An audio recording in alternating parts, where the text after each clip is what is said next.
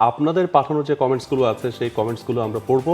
সবগুলো কমেন্টস আমরা অবশ্যই পড়তে পারি না। যেই পোস্ট আমাদের থাকে সেখানে হয়তো বা শত শত কমেন্টস থাকে এবং সেখান থেকে কিছু সিলেক্টিভ কমেন্টস আসলে আমাদের জন্য স্ক্রিনে আসে, সেই কমেন্টগুলো আমরা পড়ার চেষ্টা করি। অন্তর চক্রবর্তী, তিনি প্রথম কমেন্টটা আমরা যদি নেই, প্লে অফের জন্য নতুন কোনো প্লেয়ার আনছে কি না সিলেট টাইটান্স, সেটা তিনি জানতে চেয়েছেন এবং তাদের জেতার সম্ভাবনা কতটুকু। সিলেট যদি এলিমিনেটর জিতে যায় সেক্ষেত্রে মনে হয় তাদের জেতার ভালো সম্ভাবনা থাকবে, কারণ আপনি হঠাৎ করে যখন প্লেয়ার উড়িয়ে আনবেন, আপনি প্রথমে জিজ্ঞেস করেছেন যে প্লেয়ার আনছে কিনা।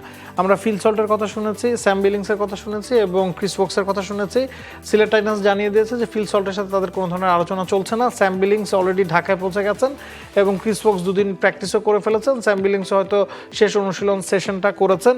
সব মশার বিরুদ্ধে সুরক্ষা দিতে এলো বসুন্ধরা এক্সট্রিম অ্যারোসল, মশার বিরুদ্ধে এক্সট্রিম সুরক্ষা।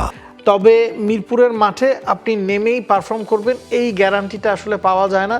যদি তারা এলিমিনেটরটা জিতে ফেলে সেক্ষেত্রে কিন্তু ওই স্যাম বিলিংস বা ক্রিস ওকসরা এই মাঠে অন্তত একটা ম্যাচ খেলার সুবিধা পাবেন কোয়ালিফায়ার 2 বা ফাইনালের আগে। তখন তাদের একটা ভালো সম্ভাবনা তৈরি হবে। এলিমিনেটর জিতার উপর নির্ভর করছে যে তারা আসলে কত দূর যায়। অ্যাবসলিউটলি। এবং পরের যে কমেন্টটা সেটা হচ্ছে ফারহান আহমেদ, তিনি লিখেছেন তারকা প্লেয়ার সাইনিং করার পরও মিরাজের ক্যাপ্টেন্সিতে ফাইনাল খেলতে পারবে কি সিলেট টাইটান্স।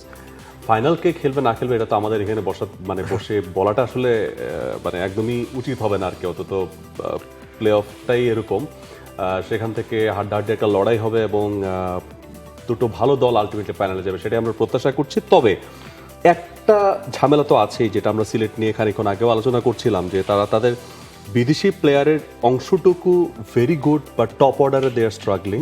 এই জায়গাটাতে একটা স্ট্রাগলিং একটা ফেজ তাদের জন্য আছে। ওটাকে যদি তারা কোনোভাবে কভার আপ করতে পারে প্লে অফ স্টেজে, প্রত্যেকটা ম্যাচে পারবে কিনা উই ডোন্ট নো, বাট এরকম কিন্তু হতে পারে। আমরা সম্ভাব্য একাদশের কথা যখন বলছিলাম তখন বলছিলাম যে পারভেজ ইমন, তৌফিক তুষার এবং আরিফুল ইসলাম হয়তো 1-2-3-এ খেলবেন। তারা কিন্তু এমন করতে পারে চাইলে যে পারভেজ ইমনের সাথে আপনি স্যাম বিলিংসকে ওপেন করিয়ে দিলেন। স্যাম বিলিংস সেই কাজটা আইপিএল এ করেছেন, ঘরোয়া টুর্নামেন্টগুলোতে করেছেন। মঈন আলী বছরের পর বছর এক্সপিরিয়েন্স আছে টপ অর্ডারে খেলার, সেক্ষেত্রে আপনি আফিফকে মিডল অর্ডারে খেলাতে পারেন তৌফিক তুষারের জায়গায়। তো সেক্ষেত্রে আমার মনে হয় যে ব্যালেন্সটা আর একটু বেটার হতে পারে যদি তারা সেই পথে হাঁটে। তবে এখন পর্যন্ত এই টুর্নামেন্টে আমরা দেখেছি ইথান ব্রুকস, আজমতুল্লাহ, ওমর আজাই, মঈন আলী যখন খেলেছেন সবাইকেই সিলেট মিডল অর্ডারে ব্যবহার করেছে এবং টপ অর্ডারে লোকালদের উপরই তারা ভরসা রেখেছে। সেটা খুব বেশি কাজে লেগেছে তা না। এখন এই ধরনের ম্যাচে গিয়ে কি তারা আসলে রণকৌশল বদলাবে কিনা, দ্যাট উইল বি কি।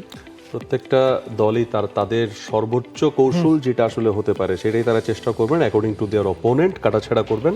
সেখানে তারা তাদের স্ট্র্যাটেজি নেবেন এবং যেহেতু প্লেয়ারও চেঞ্জ হয়েছে, নতুন নতুন প্লেয়ারও দলে আসলে এনেছে দলগুলো, সেই অনুযায়ী ডিফারেন্ট 11 অথবা ডিফারেন্ট কিউ আমরা দেখলেও কিন্তু দেখতে পারি, ডিফারেন্ট অর্ডার আমরা দেখতে পারি। পরের কমেন্টটাতে যদি আমরা যাই, ফরিদ হোসেন তিনি জানতে চেয়েছেন বাংলাদেশ যদি খেলতে যায়, মানে ওয়ার্ল্ড কাপের কথা তিনি বলছেন, রিপন এবং শান্তর দলে জায়গা পাওয়া নিয়ে কতটুকু চান্স আছে। 31 তারিখ পর্যন্ত ফর্মালি বাংলাদেশের সময় আছে স্কোয়াড চেঞ্জ করার, বাট তার আগে আপনি দেখেন যে বিশ্বকাপের নিউজটাই তো আপনি 2 দিন পরে কনফার্ম হচ্ছেন যে বাংলাদেশের বিশ্বকাপ খেলা হচ্ছে কি হচ্ছে না।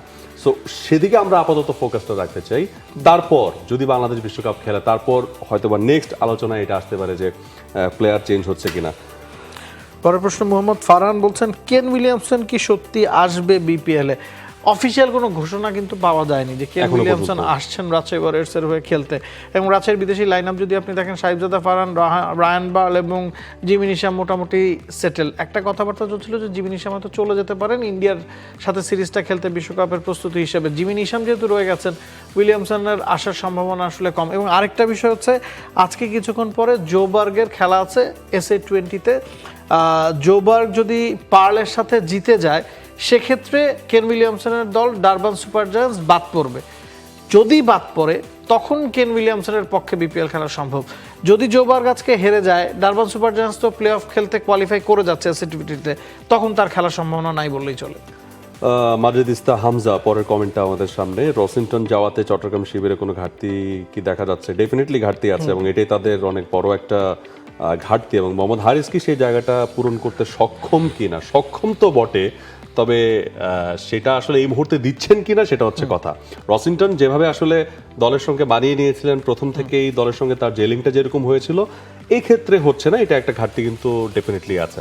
কিন্তু দিন শেষে আপনাকে যদি বলা হয় যে রজিংটনকে নেবেন না হারিসকে নেবেন, আপনি হয়তো হারিসকেই নিতেন, কারণ রজিংটনের চেয়ে হারিস বড় মাপের প্লেয়ার, পাকিস্তান জাতীয় দলের তারকা। এখন রজিংটন নেপাল প্রিমিয়ার লিগে খুব ভালো করেছেন, টপ রান গেটার হয়েছিলেন, তার দল প্লে অফে যায়নি, তারপরও 7 ম্যাচ খেলে তিনি 10 ম্যাচ যারা খেলেছেন তাদের চেয়ে বেশি রান করেছেন, এবং সেই সময় চট্টগ্রাম তাকে 5-6 ঘন্টার কলে ঢাকায় উড়িয়ে এনেছে। হাবিল বাশির সুমনের সাথে কত ছিল যে 9টার দিকে তাকে সকালে ফোন করা হয়েছে, 3টার সময় তিনি ফ্লাইট ধরেছেন। যদি ওই দিন তিনি ফ্লাইট না ধরতেন, পরের 2 দিন আবার ফ্লাইট ছিল না। তো ওই অবস্থায় রজিংটন এসে ব্যাক টু ব্যাক 3টা 50 করেছেন, একটাতে 49 করেছেন, এবং হি হ্যাজ বিন টেরিফিক, এবং তার শূন্যস্থান এখনো পর্যন্ত হারিস পূরণ করতে পারেনি। তবে হারিসের সক্ষমতা আছে, ক্যাপাবিলিটি আছে প্লে অফটা মাতিয়ে দেওয়ার।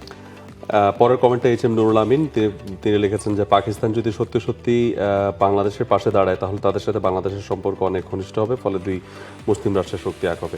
এইটা কিছুটা আমি বলবো যে ইমোশনাল একটা কমেন্ট। এখানে আসলে যতটুকু আমরা বারংবারই চোখ রাখছি সোশ্যাল মিডিয়াতে, এবং পাকিস্তানের যে সংবাদ মাধ্যম মেইন স্ট্রিম যে মিডিয়াগুলো তারা কি স্টেটমেন্ট দিচ্ছে, খানিকক্ষণ আগেও কিন্তু এই ব্রেকের সময় কিন্তু একটা নিউজ আসলে চোখে পড়লো, এবং সেখানে কিন্তু বলা হয়েছে প্র্যাকটিস বন্ধ করতে এরকম কোনো আসলে পাকিস্তান ক্রিকেট বোর্ডের বরাত দিয়ে একটা সূত্র কনফার্ম করেছে, এমন কোনো নির্দেশনা কিন্তু যায়নি। কিন্তু যতটুকুই পাকিস্তান করছে একটা চাপ তো তৈরি করছে। পাকিস্তান তো বাংলাদেশের পাশে আছে, এটাতে তো কোনো সন্দেহ নাই, এতে কোনো সন্দেহ নেই। পাকিস্তান চাচ্ছে, ইভেন পাকিস্তান তো এটাও বলেছে প্রয়োজনে পাকিস্তানে বাংলাদেশের ম্যাচগুলো হোক, তাতেও পাকিস্তানের কোনো সমস্যা নেই। পরের কমেন্টে আমরা যেতে চাই। সাজ্জাদ হোসেন, শেষ প্রশ্ন, রংপুর কি প্লে অফের জন্য নতুন কোনো প্লেয়ার আনছে, আর শিরোপা জেতার সম্ভাবনা কতটুকু? এবার রংপুর আর সেই পথে হাঁটছে না। গেল বছর আমরা দেখেছি এলিমিনেটর ম্যাচে James Vince, Tim David, Andre রাসেলকে উড়িয়ে আনা হয়েছিল, তারা 3 জনই খেলেছেন, এবং ওই সময় ইফতিকার আহমেদ যিনি রংপুরের হয়ে টপ রান গেটার ছিলেন তাকে ড্রপ করা হয়েছিল এলিমিনেটর ম্যাচে, এবং ওই 3 জনের কেউই রান করতে পারেনি, এবং রংপুরের ম্যাচটা খুব বাজেভাবে হেরেছিল। তো ওই জায়গা থেকে শিক্ষা নিয়ে হয়তো এইবার রংপুর শুরু থেকেই দলটাই এমনভাবে গুছিয়েছে যারা শুরু থেকে খেলতে পারবেন তাদেরকে নিয়ে দলটা সাজানো হয়েছে। ফাহিম আশরাফ মাঝখানে চলে গিয়েছিলেন, তিনি আবার কামব্যাক করেছেন। এছাড়া দেখুন মায়ার্স, মালান, কিংবা আকিব জাভেদ, সুফিয়ান মুকিম, তারা কিন্তু শুরু থেকে শেষ পর্যন্ত আছেন। তো রংপুর নতুন কোনো বিদেশি আনছে না এখন পর্যন্ত যতটুকু খবর, এবং যারা পুরো সিজনের জন্য যেই প্ল্যানিং স্ট্র্যাটেজিতে তারা এগিয়েছিল সেটাতে তারা স্ট্রিক্ট থাকতে যাচ্ছে। আমরা আগেই বলেছিলাম যে অনেকগুলো কমেন্টস ছিল আজকে আমাদের পোস্টে, কিন্তু সব কমেন্টস আসলে স্ক্রিনে আসেনি বা আনা সম্ভব হয়নি। যে কটা কমেন্টস আমরা আজকে সম্ভব হলো পড়লাম, এবং নেক্সট এপিসোডে আমরা চেষ্টা করবো আরও বেশি কমেন্টস নেওয়ার জন্য। আপনারা আশা করছি আপনারা শোটা এনজয় করেছেন। বুধবার একই সময় আপনাদের সঙ্গে আবারও দেখা হচ্ছে। সে পর্যন্ত ভালো থাকুন এবং সবসময় চোখ রাখুন টি স্পোর্টসে। For more updates, subscribe to our YouTube channel and click on the bell icon. Follow us on Facebook and Instagram. Download T-Sports app to enjoy exciting games and highlights. Visit tsports.com.